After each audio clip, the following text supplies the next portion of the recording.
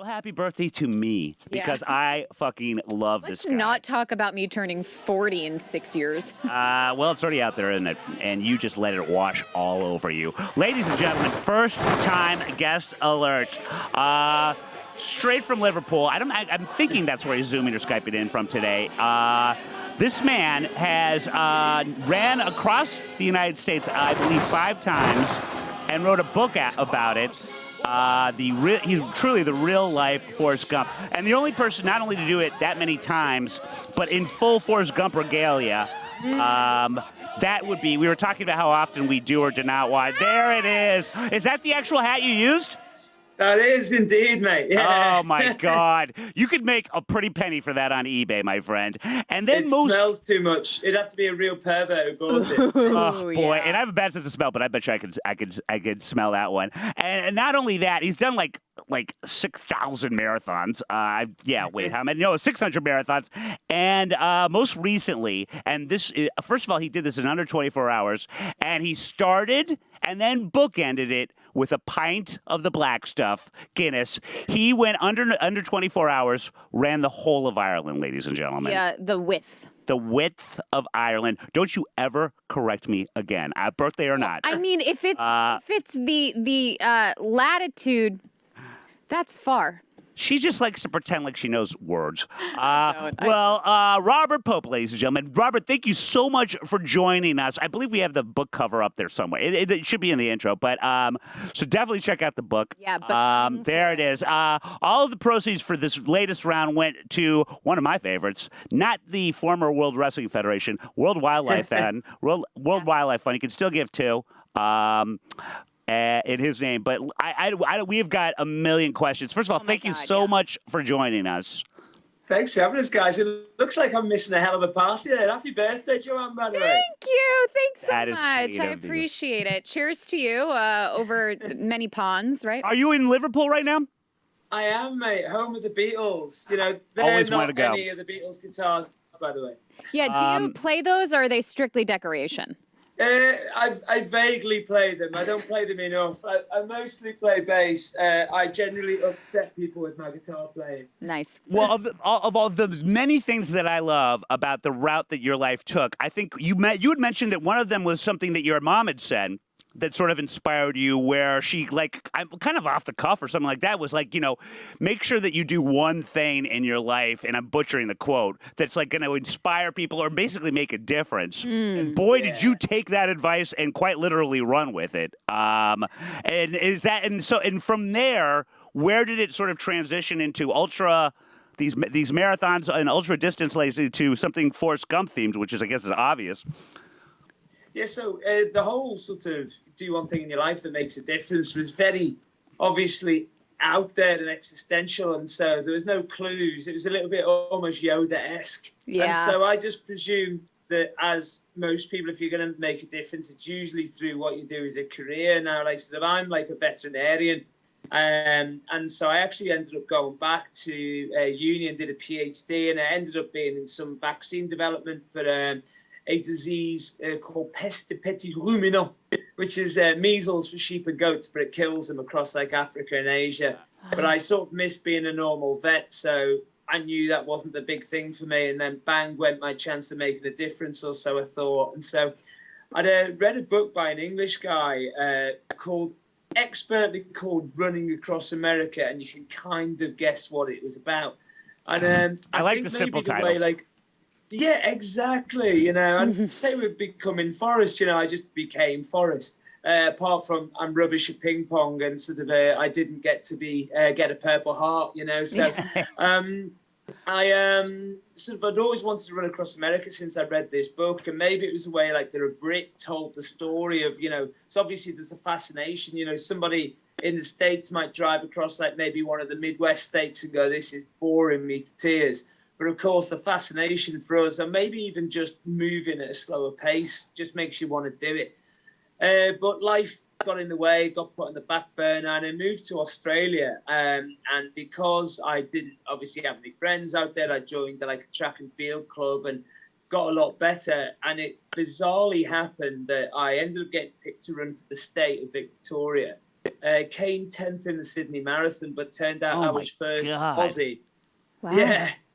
And so I go across the line, and this guy goes, "Congratulations, Rob, you're Australian champion." So I was just like, "Yeah, you know, I'm like English and not Australian, right?" And he goes, "You've been here long enough, mate." And so I suppose the country's only 200 years old, isn't it? So, you know, things get expedited.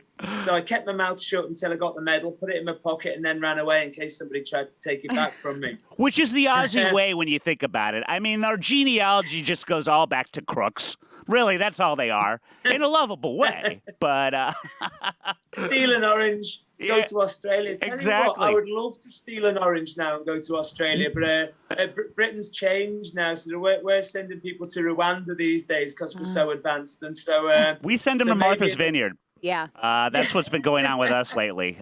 Straight from crossing the border to Martha's. It's nice. If I may, I have just a little question about your journey relating to the book. You ran exactly what Forrest did. Now, at any point were you like, God, I wish these writers for this film took a different route? Like, I would have loved to have stopped in Vegas. Right. I did go to Vegas. I went. Yeah. Oh, okay, yeah. But like, was there a part of you that was like, really, this was the route he took? Something else would have been so much better. Well, I was really upset. There were a couple of times. It was actually when I was running from Vegas back towards sort of, Hoover Dam, Arizona way. And also pretty close to the end where I got to the very point where Forrest finishes. And I was about 30 miles away from the Grand Canyon. But of course, when you're on foot, that's quite a long way. And so I was just like, yeah. But I was basically trying to complete the route with as little trouble as possible. So it was Google Maps for me.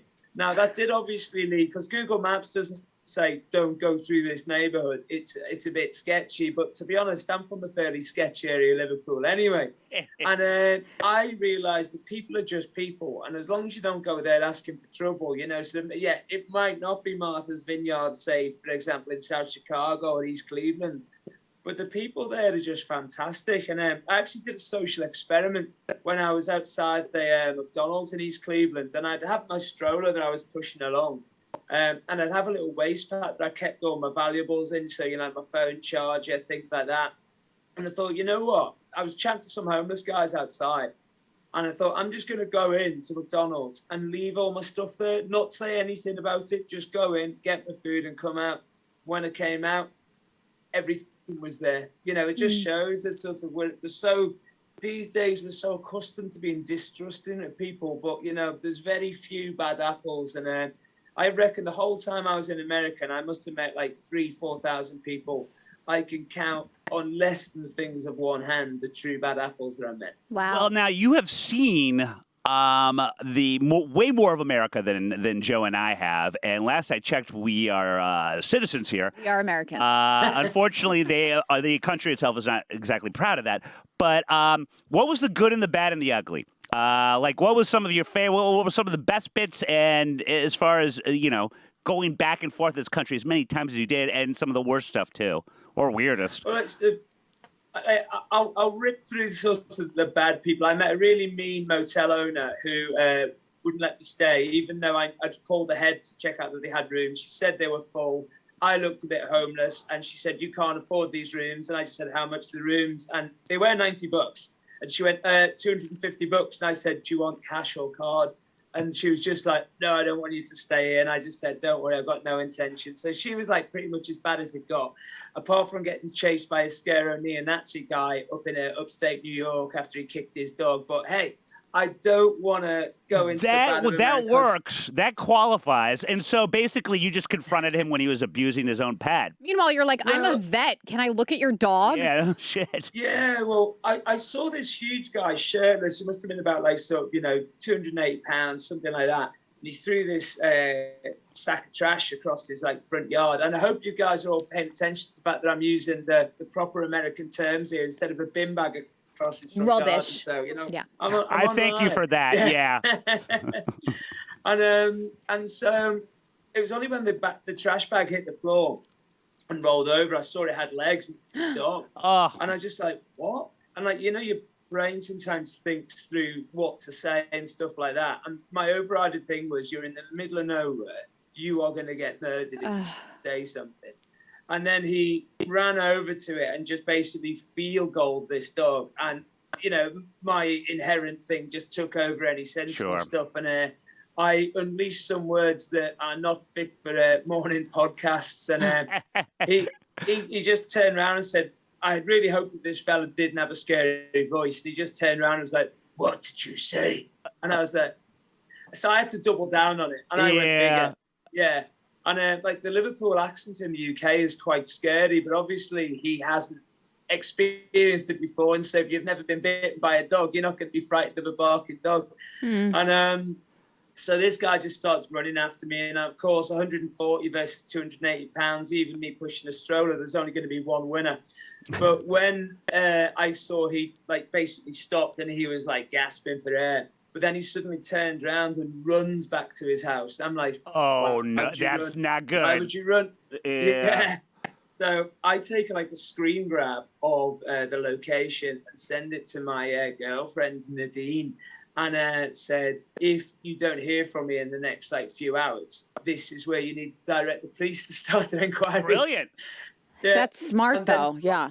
Yeah. Promptly ran into an area with no cell reception. So, of course, Nadine then messaged me saying, what's this message? What's this message? And it's just like, no reply. Oh, my God. But oh, my God. Looking after himself, you know, and it worked out well. But, you know, like scary situations where people presume things. And so the very first day where I went from having support with Nadine in a stroller, and then she had to go home, and I set off in West Tennessee pushing a stroller. So I was in Jackson, Tennessee, and it was getting dark. And I heeded the advice of a dude I'd met on the way who'd walked across America, because they are out there. And he said, just knock on someone's front door and ask if you can camp in the yard. And I was like, well, how do I know where to knock? And he goes, well, you'll know where not to knock. So sure. This place, first place I call up, they don't answer. And second place, they say no. Third place looks a little bit, oh, is this what he means? But he had a trailer up his yard, and I quite fancied that. Knock on the door. There's a little twitch of the curtains, like, who is it? And I'm like, Rob from England. You know, what do you say? Yeah. You know? And the guy comes to the door about a minute later, and I've already started walking down his like driveway. And he goes, what do you want? And I'm like, well, this is my story. Can I camp in your yard? And he goes, got any weapons on you? And I'm like, no, man, I'm British. Just my razor sharp wit. And he goes, not bad. He goes, good, because I got plenty. And just pulls out this 10-inch hunting knife from behind his back. And I'm like, oh my God. I said, don't worry, mate. I'll go down the road. I'll camp somewhere else. And he goes, hang on, I'll go call my wife. She works at the back of the local store. I'll see if you can go and camp around the back of the store. So I was getting a bit Massachusetts in my accent there. I have to stop that. He goes indoors and he's back about 20 seconds later. No way has he made that call. And he goes, it's okay, come in, I trust you. And I'm like, what do you do in that situation? Oh, so man. I thought, he'll catch me if I run anyway. So I thought, I'm going to go in. And I go in there and there's like kids' toys everywhere. There's like a quiz show on TV. And he's like, you hungry? It's like, yeah. And he goes, thirsty? Yeah. So he cooks me chili, gives me a can of Coke, lets me stay in his trailer. And it's all brilliant, and so that's the thing, if you do trust in people, most of the time, they will give you the benefit of the doubt. So until you find out, even though with all those kids' toys, he doesn't have any kids. Right? Oh, well, I slightly paraphrase. As you know, already, I can take a story a long way. And he did have a little girl clinging to his leg at that point, and he just went, if anybody hurts my daughter, I'm going to hurt them real bad. And I just thought, mate, I don't know if you know the modus operandi of most perverts, but they generally don't ask on your front door if they can set up a forward observation point in your front yard, So well, I figured if I said that. It's just, he's been preparing his whole life for something. And it's never happened. So it's just, at this point, any excuse to show the weapons that will no doubt never get used. But I'm sure that must also be a really, I mean, anyone you met who you camped at their home or along the way, you are a part of a really cool story for them, Without too. a doubt, yeah. Where they get to say, I helped out this guy who was running across America who had a really funny accent. And it's, it's kind of cool in that way where it is a mutual give and take. Yeah, no, absolutely. And so, when it came around to writing the book, the original manuscript, and I thought I was being skimpy on the words, was 360,000 words, and that is meaty. Wow. Well, I mean, when you think about it, yeah, you amassed a lot of stories. Yeah, well, that's the sort of thing, because people read the book and they like it, and they're like, oh my God, you're such a good writer. I'm just like, I'm not. I'm just a journalist, effectively. The stories wrote themselves, and there was a chap called Brad who actually spent a lot of time up around your neck of the woods. And I saw him, first met him in Glacier National Park, with his wife and his dog, and then he looked after me in Georgia. Then I saw him again, in Alabama. And I wrote about him every time, and the editors cut him from the book. And I was just like, no way. And he said, mate, you met so many incredible people. We can't just have it basically go. So then I met this really cool family and they were great, and so I got a special dedication chapter at the back where I could shoehorn all these people who didn't quite fit with the narrative to thank them. But, there's a little quote, and I think this works from whatever side of the political spectrum you're from. It's John McCain, and it was his last letter. And there's a line in it which just says, always believe in the greatness of America. And I did, and it worked. And so it shows that it must be true. I'll tell you what, that particularly considering how the country's doing these days, that's very good to hear. And that's very sweet of you. Joe and I were talking about you before the show, and we were just trying to wrap our heads around the agony that is involved in this. Yeah. And I mean, it's the physicality. We have so many. Yeah, and we were kind of wondering, because we both felt like there are some people, and emphasis on some, you're in the most smallest minority in the world, considering what you do, that I believe can just sort of handle this stuff a little better than someone like she and I, who just could not. Has a doctor ever told you that you have a higher than average tolerance for pain? Are your lungs just bigger than other? Is there anything physically that you attribute to your ability to do this? I've never think as I said before, with the Australia story, I'm obviously, I'm not going to be false modesty. I've never done much running, So I've done marathons before, and so I was probably able to do it maybe quicker than a lot of people, but I maintain that, a lot of people who don't, as long as they don't have any mega pre-existing injuries that would stop them, I'd have complete faith if you guys said, right now you don't have anything like that. Could I walk cross country or run across the country? I'd be like, absolutely.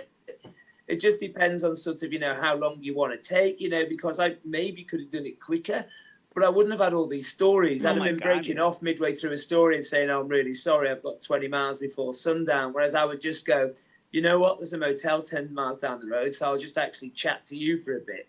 And or sometimes I'd find myself in the middle of nowhere and I'd just go into a bar, sit down, have a beer. Somebody asked me what the story was, ask where I was staying. I would say, well, with a camp around the back of the bar if the staff are nice. And they went, no way, you're staying at mine, and so we'd go there. And maybe I do have a tolerance of pain because I had a few big injuries on the way. I started off 400 miles in Houston with a tendonitis in the front of my shin.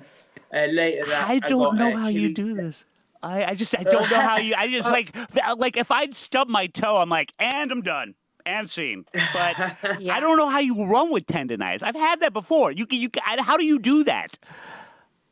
I chatted to a physio first, and the best thing is the physio I met in Houston was a lady. If you were a lady in Houston, what would be the best first name to have? Think of Houston. A lady. Ollie or Whitney. She was Whitney from Houston. Whitney Houston. Oh, wow. That works. And she basically taped up my shin. She said, right, obviously, and I know that the cure for this is rest. but the next best thing to rest is modification, and so it was running a little bit slower. I would introduce walking breaks into my running, and I would run almost a bit like sort of a Formula One driver, like paying constant attention to what my fuel levels, my tire pressures were like, physically. Yeah. And just tried not to aggravate it, running in a way that would ease that injury. But then, of course, it would pass the buck to somewhere else. And Sure. yeah, I got tendonitis in my Achilles because I was probably trying to put less slam down on my foot. So I was probably cushioning a bit more. When I was crossing over from Arkansas into the Mississippi, I had a TV interview at sort of, I think at 12 p.m. So I got the hammer down on a niggle that I had in my quad, and I turned it into a grade 2 tear. And so I was sat in this mobile sort of home park in the RV with Nadine 3 days before she was due to go home. Next morning, I couldn't walk to the bathroom. It happened the next day. So day 3, I just said, listen, you're going home tomorrow. If I can't walk in these next couple of days, we may as well quit. So I went back to where I stopped a few days previous. And I managed to walk 27 miles that day, 33 the next. And then, so the next day was when Nadine was going home. And I just said, yeah, no, I think I'm going to be okay. Sort of as in, I will make progress. And the whole thing with the run was, maybe I'm stubborn. And once I got to Santa Monica, so that was the first leg, Mobile, Alabama to Santa Monica, California. I'd fulfilled my ambition to run across America. So, if somebody said now, your house is on fire, you got to go back and sort it out, that's the end of it, I'd have still had something to hang my red cap on. And it was only really for the charities where I was like, no, I need to push on for this. And I'll go as long as Forrest did, because he didn't say, I'm going to finish in Monument Valley.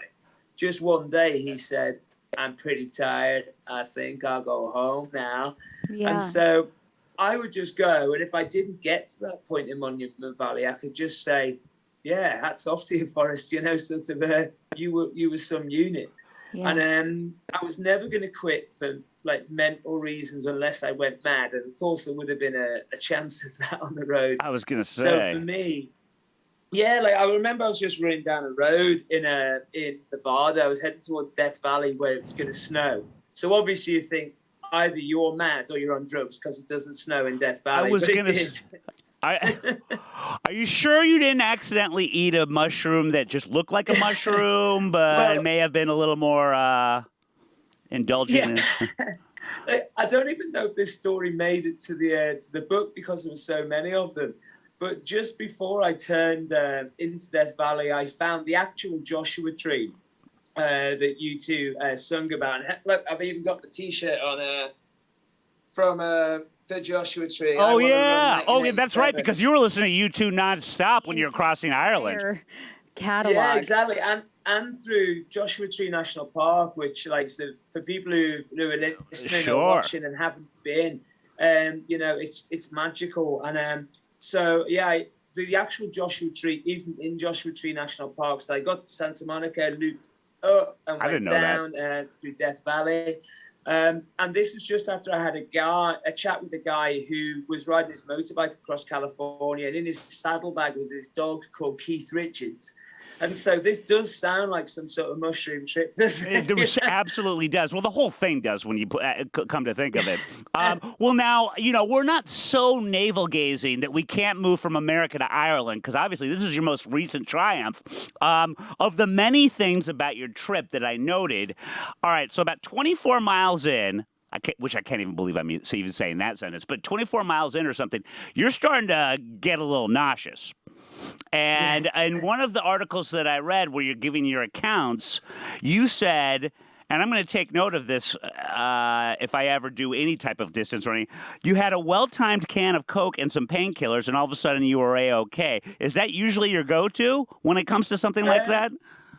To be honest, in the States, it was so great because, the whole thing was about lack of intensity. And if I needed to stop, I could stop. There was no real clock, But in Ireland, the biggest I ever run on the States was 63 miles in one day, finishing in New Raymer, Colorado. So hello to anybody from there. And but the most I'd ever run in my life was 75 miles in a day. And so the whole thing about the island was to see if I could do this 135 miles in 24 hours. And if I didn't do that, I'd finish it the next day.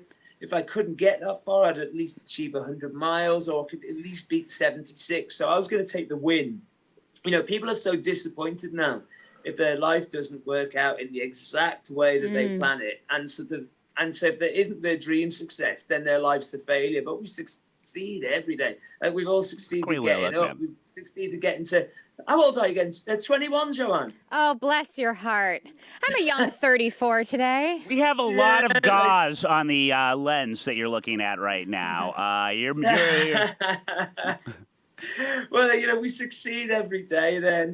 So in America, I could eat what I want. It was like sort of the parents had gone away and left the teenagers at home. So I could like order all my fast food. I could drink my beers, you know. So in Ireland, I took it a lot more seriously because I genuinely gave myself a 40% chance of success. Wow. So I had like all the dedicated sports nutrition, including stuff that I'd tried before and it worked very well for me. But as a lot of ultra runners will tell you, sometimes like even though you don't change a single thing, some days your guts just go, you know, that's it. We're not having it today. And so I pulled off at this place. I'd already told my two lads who were with me, supported me at the time, that I was going to quit at the next stop. And one of them just sort of said, why don't you just get to this next town called Kilreacle? And you might feel better. And no offense to people from Kilreacle, but my Irish mate said, nobody in the world has ever said, let's see what you feel like. And if you're better when you get to Kilreacle, continue, you know. And I sat there and I asked for my sports drink because I couldn't eat anything. And so I just said, could I just have this? I won't name and shame them on TV, you know. And so, can I have this? And he just goes, mate, that's not working for you. Something isn't. Just have a can of Coke. And I thought, this is the worst idea ever. And I thought, yeah, go on then, I'll do that.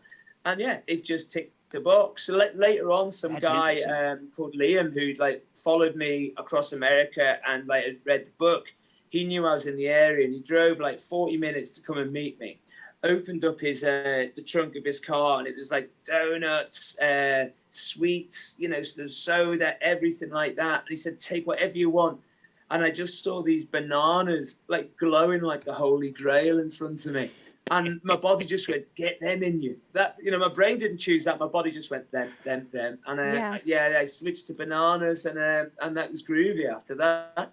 I was ready for a pint. Bobby always says that too, but he always just sits on the banana. It's very odd. Yeah. And they're usually frozen.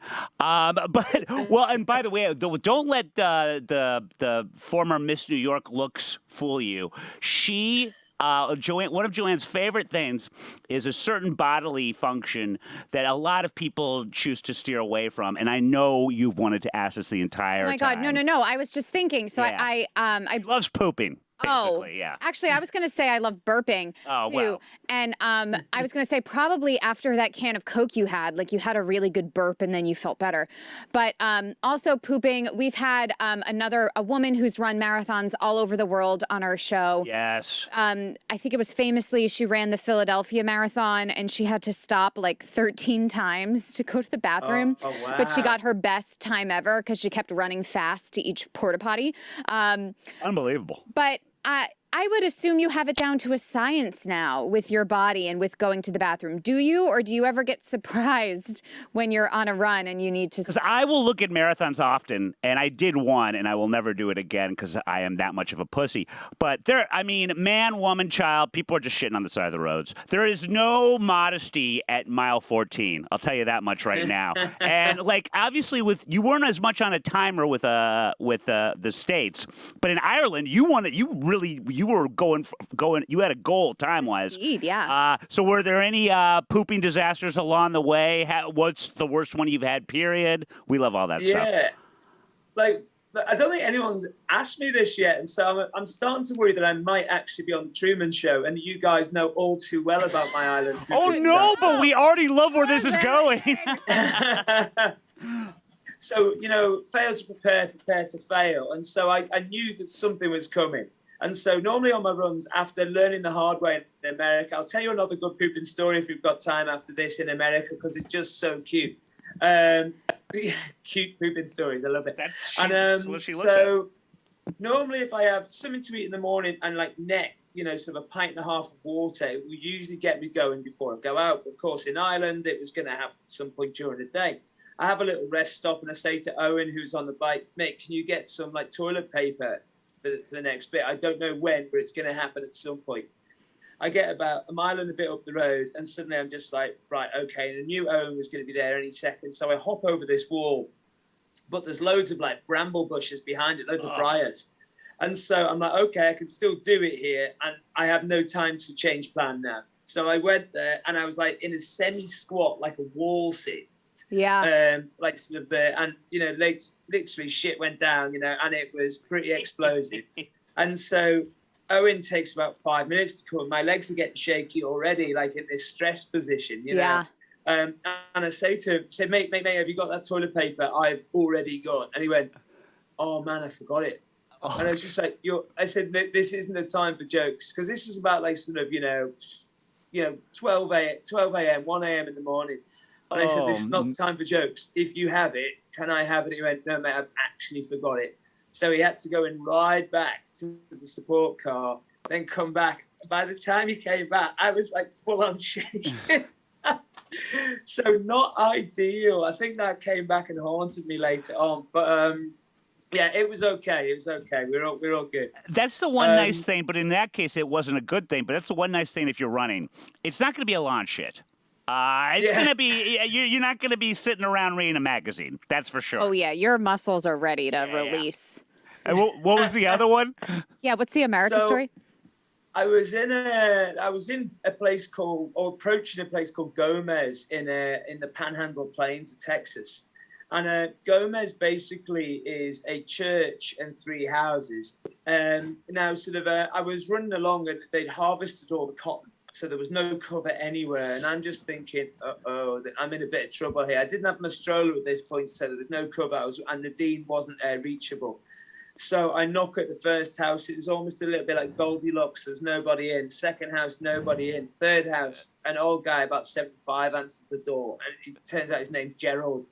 And I thought, right, I'll be super polite, because this is very strange. I've already had my Tennessee experience, sort of, it's bad enough being stabbed, but then being stabbed and being found in a pile of your own mess would be even worse. Yeah. So I said, excuse me, sir, I am Rob. I'm running across America, for charity. Is there any chance I can use your bathroom? And he goes, great, yeah, just come through. And so I go through to his bathroom and I'm like looking all around for the paper and I couldn't see it anywhere. Oh, and God. I'm like, oh, no. So I have to go out and ask him and now he knows exactly whether it's a number 1 or a number 2. Exactly, yeah. And so, he just pulls up this lovely little woolen toilet paper cover and reveals it. And I'm just like, thank you. So I don't read a magazine, head out, head down, but thank you very much. And he goes, sit down. I want to talk to you. And then, so I'm like, I'm not going to say no. So I sit down and I'm just going to go, hi. And he goes, have you ever seen a movie called Forrest Gump? And I'm like, yes. Nice. And he goes, because it came on TV and I watched it for the first time ever last night. My kids have always talked about it and I watched it for the first time ever last night. They've been trying to put me in a nursing home for years. And if I tell them that Forrest Gump came and took a dump in my bathroom, I love that. I'm straight to the care home, And so it turns out that like Gerald basically had lived there, boy and man. And basically, he pretty much was Gomez. Now, it turns out that Gomez was almost going to be the county capital, but it lost out to the town just down the road called Brownsville. Oh, good Lord. I nearly went Brownsville in Gomez, but it worked out well. That's great. Oh, my God. Please tell me you at the very least pissed in Brownsville, though, to weigh it, Well, listen, Robert, I please let us know when next you are in the States, ideally not getting any type of horrific injury because of running so much, but especially in New York. We'd love to meet you in person. But before we let you go, give us all of your plugs, your promotions, book, where they can go to donate to World Wildlife Fund through you, all that good stuff.